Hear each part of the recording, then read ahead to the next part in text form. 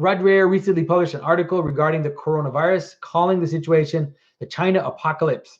If you still have the energy, we'd love to hear your thoughts on the symbolism of the coronavirus situation in China. I haven't read Rod's article, but it's a serious, what's happening now is going to exacerbate a lot of the problems that we have, because viruses are all about, they're all about identity and infection. They're all about borders. They're all about letting something in from the outside, which can kill you. And so what you're going to see, and you can see it, look, you saw it right away. When the coronavirus exploded in China, what was the first thing like in Canada? The first thing our government said was, don't be racist against Chinese.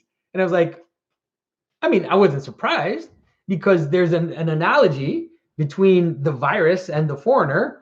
You know, it's just weird that they right away jumped on that, and they were like, the thing you need to learn about the coronavirus is you shouldn't be racist against Chinese.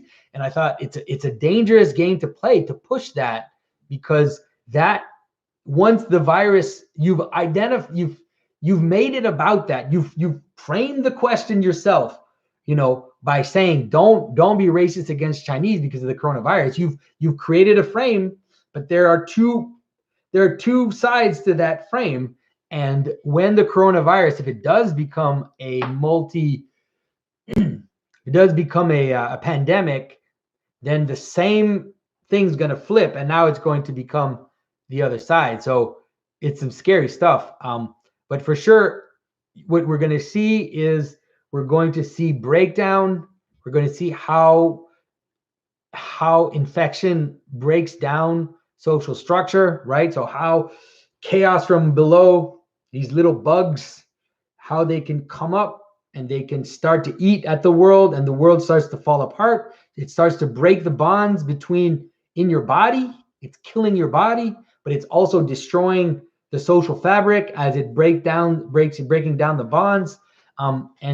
And it does so by, now you see this pendulum swing where it's like, here's the virus eating at the bonds of reality. And in order to respond to that, we isolate things. And so we shut doors, we put people in quarantine, but that also, in terms of the analogy between the social level and the personal level, then that will exacerbate the problem, because as you isolate people, which you have to do, you're continuing this breakdown of the social fabric by creating these closed boxes in society. And if it gets worse, then we're going to see a lot more of that.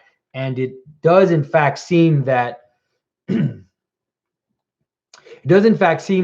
if the moment we see a totalitarian regime arrive, it could be something after a pandemic, because enough chaos is going to call, people are going to beg the government to come in and, you know, bring the sword down. So we might see that in China. We might see the Chinese really cramp down on their people, not just in China. We might see it happen in Europe. We might see it happen wherever it is that this outbreak spreads.